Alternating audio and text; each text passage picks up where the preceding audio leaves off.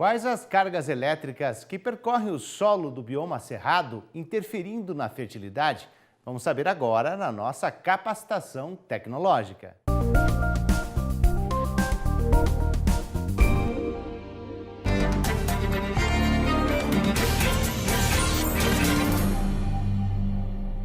Olá, tudo bem? Meu nome é Michele, eu sou consultora do Projeto Biomas e na aula de hoje eu quero falar a respeito da dinâmica das cargas dos solos em pedossequência no Cerrado. Então, o resumo da aula é basicamente o que eu vou tratar hoje na aula com vocês, né? Sobre a origem das cargas, os tipos de cargas, a capacidade de troca catiônica, como é que é feita a determinação dessa capacidade de troca catiônica, a CTC, né, no âmbito nacional, e as pedossequências, algumas pedossequências dentro do bioma cerrado, e no final vou falar um pouco a respeito das potencialidades e fragilidades dessas pedossequências. Essa é uma região que nós temos que considerar porque ela é uma zona frágil, não do ponto de vista de carga, mas sim por conta dessa questão da posição dele na paisagem, né? A nossa segunda pedossequência é o mesmo latossolo vermelho, um cambissolo áplico, um neossolo regolítico e um outro cambissolo. Observem a espessura dos mantos, né? Estou saindo do manto de 4 metros para 0,36 e para 1 metro de novo. Isso aqui é muito importante considerar, porque a carga é calculada considerando essas espessuras, né? Então, de novo lá o nosso latossolo, em torno de 18.000 centimol carga. O nosso cambissolo áplico, que é um cambissolo simples, sem muita característica específica, em torno de 8.000 centimol. E o nosso neossolo regolítico, lá embaixo também, com 2.000 centimol carga. Novamente, o cambissolo, que é o mesmo solo que ocorre aqui, ocorre lá embaixo de novo, com 8.000 centimol carga. Então, nós temos um decréscimo, né, em pedossequência. E visualizando isso na cabeceira, né, numa pedossequência, tem aqui os mesmos solos, né, com as declividades. E como vocês podem ver, aqui tem 18 centimol, essa pequena parte, 9.000 centimol, o nosso neossolo regolítico, 2.000 centimol, e novamente o nosso cambissolo com 9.000 centimol, quase 10.000 centimol. Então, a diferença das cargas aqui não é muito grande, né? O que a gente consegue observar aqui com mais perfeição é o quê? É essa fase aqui, que é o nosso neossolo regolítico, que é um solo extremamente raso e tem pouca carga. Então, essa zona aqui é uma zona muito perigosa em termos de uso.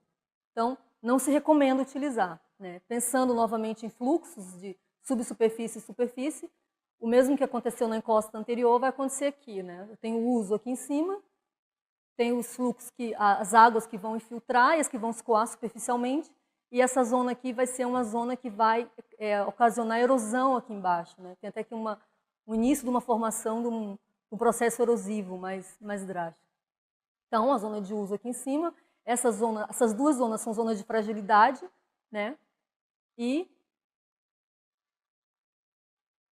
elas são frágeis por quê? Porque elas são solos rasos e têm alta declividade.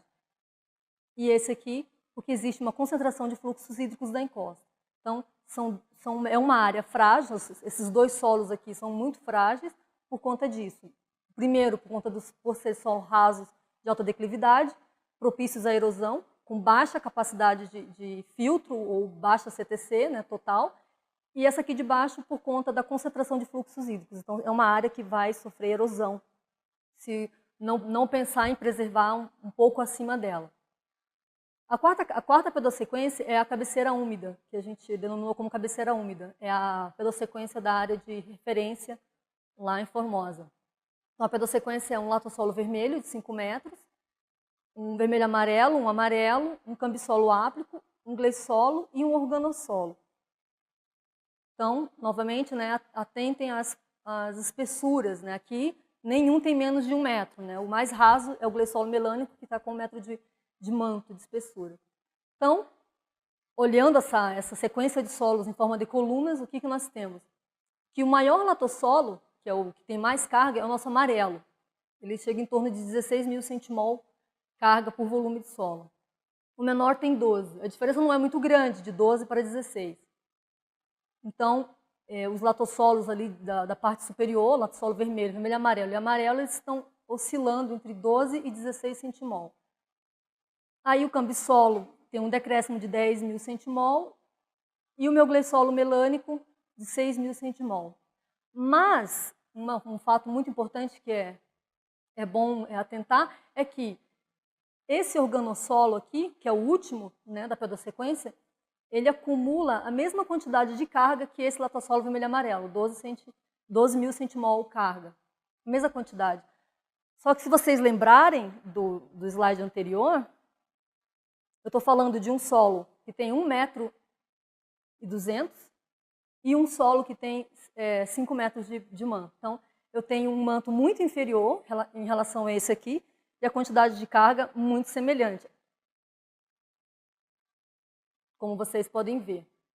Então, é um solo que tem um alto potencial de carga, alta CTC, muito por conta da matéria orgânica. Como são organossolos, são solos que acumulam muito carbono.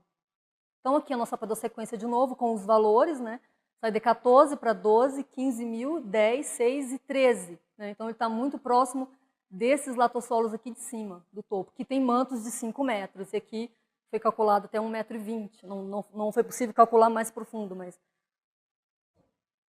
Então, esse é um solo que tem a maior CTC, só que, apesar dele ter a maior CTC, a umidade vai aumentando na encosta. Estou saindo de um solo muito drenado para solos mal drenados, para solos hidromórficos. Estou saindo de uma pedossequência que começa com solos não hidromórficos e termina com solo hidromórfico. Esse aumento de umidade se torna um problema para esse solo. Por quê? Porque o potencial filtro dele vai ficar prejudicado. Porque a presença da água saturando esse ambiente não vai evitar que ocorra uma contaminação. Então, se está vindo aqui de cima fluxos hídricos, erosão, carregado de íons, cátions, ânions, né, seja ele magnésio, cálcio, cloreto, nitrato, a hora que ele chegar aqui, apesar de eu ter um solo com muita carga, superior até desses latossolos aqui em cima, a presença de água vai tornar esse solo um ambiente frágil. Então, um ambiente que tem que ficar reservado para preservação. Então, só para vocês terem uma noção, assim, foi medido a campo, né, daqui do latossolo vermelho até o gleyssolo, um pouco antes de começar a mancha de gleyssolos melânicos, temos aproximadamente quase 300 metros. Né? Então, uma rampa bem compridinha, bem considerável. E a nossa pedossequência, a última pedossequência, que também está na área de referência do Cerrado, lá em Formosa, é um latossolo vermelho, que tem 5 metros de manto, um neossolo regolítico com meio metro e um cabissolo ápico com 1 metro. Então, a mesma avaliação feita, né, 16.000 centimol carga para o latossolo vermelho lá em cima. Novamente, o nosso neossolo regolítico com 2.000 centimol carga, então é um solo que tem baixa espessura, pouca espessura, na verdade, e pouca carga para segurar fluxos, cátions, isso que estão vindo lá de cima. E o nosso cambissolo, que tem 8.000, um pouquinho mais do que... Então, o que acontece? Eu tenho um decréscimo, né, saindo do terço superior para o terço médio, e lá embaixo uma concentração maior, por conta da declividade. Como vocês podem ver, aqui está a cabeceira, então 17 centimol no terço superior, 3.000 aqui, é muito declivoso essa parte, esse terço médio, e aqui embaixo 9.000. Então aqui eu já tenho um acúmulo maior, mas muito baixo, considerando que ele é um solo que está precedendo, né, um solo muito raso, que é no caso esse neossolo regolítico aqui. Então essa aqui é a zona mais estável da paisagem. Essa zona aqui é a zona de fragilidade, de instabilidade, porque aqui por conta do declive, da espessura do solo, e aqui porque eu estou recebendo esses fluxos lá de cima, então o potencial erosivo aqui é muito alto. Então, inclusive nessa área tem vassourocas enormes estabelecidas lá, então ocorrem esses processos de vassourocamento. Então, sobre as potencialidades e fragilidades, pensando em carga, o que fica, né, de mensagem? Que quanto mais carga, quanto maior quantidade de CTC, de carga desse solo, maior será o potencial dele para uso, né, que é o que a gente está pensando agora. E quanto menos carga, maior será a fragilidade.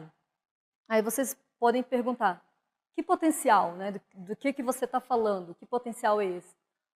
Potencial produtivo, né? O Brasil é um país essencialmente agrícola e, apesar de tudo, nós precisamos pensar na produção. Então, pensar em preservar, mas pensar também em produzir. Por quê? Porque a gente precisa comer, né? Então, quanto mais eu consigo valorar o meu solo, conhecer a potencialidade que ele tem de segurar íons, né? Eu consigo ter uma rentabilidade maior, né? Então, eu tenho solos com maiores produtividades. É mais lucro, né, para o produtor. E a fragilidade? De que fragilidade eu estou falando? De que fragilidade é essa? É a função filtro, né, que é o que todos nós, né, estamos falando há muito tempo a respeito dessa função filtro. Por quê? Porque esses solos, quanto mais profundos, né, eles são, quanto mais argila, mais argilosos eles forem, e mais ricos em matéria orgânica, eu tenho um maior poder filtro desses íons que estão fluxando, passando ou em subsuperfície ou em superfície. Então, eu tenho o quê? Perdas de solo e de produtividade. Se eu não conheço o solo que eu estou trabalhando e faço o manejo errado, eu tenho prejuízo, eu tenho perda de solo e perda de produtividade. Só para vocês verem aqui, né, uma área com pastagem, erosão, né, isso aqui é lucro, é dinheiro que está indo água abaixo. Por hoje é só e obrigada.